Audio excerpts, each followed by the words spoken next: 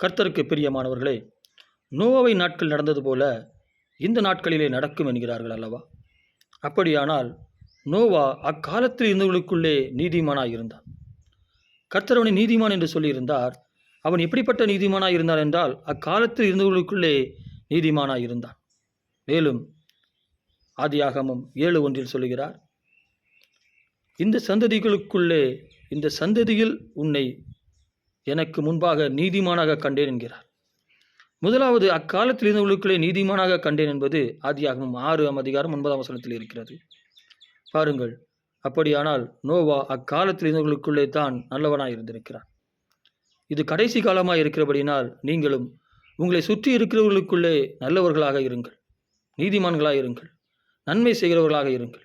நிச்சயமாக நீங்கள் நியாய தீர்ப்பிற்கு தப்பிக்கொள்வீர்கள். நோவா தனக்கு கட்டளையிட்ட எல்லாவற்றையும் செய்து முடித்தான் என்று எழுதியிருக்கிறது. அப்படியே நீங்களும் நோவாவை போல இக்காலத்தில் இருப்பவர்களுக்குள்ளே, உங்களை சுற்றி இருக்கிறவர்களுக்குள்ளே நல்லவர்களாக நீதிமான்களாக இருந்தால், நீங்களும் அவனைப் போல கர்த்தர் உங்களுக்கு கட்டளையிடுகிற எல்லாவற்றையும், கர்த்தர் உங்களுக்கு சொல்கிற எல்லாவற்றையும் செய்து முடியுங்கள். நியாய தீர்ப்பிற்கு நீங்கள் தப்பிக்கொள்வீர்கள். ஆமேன். அது மாத்திரமல்ல, உங்களால் அநேக ஜீவன்கள் உயிரோடே காக்கப்படும். உங்கள் குடும்பம் உங்களோட கூட நியாய தீர்ப்பிற்கு தப்பிக்கொள்ளும். உங்களை சுற்றி இருக்கிறவர்களும் உங்களால் காக்கப்படுவார்கள். ஆமேன்.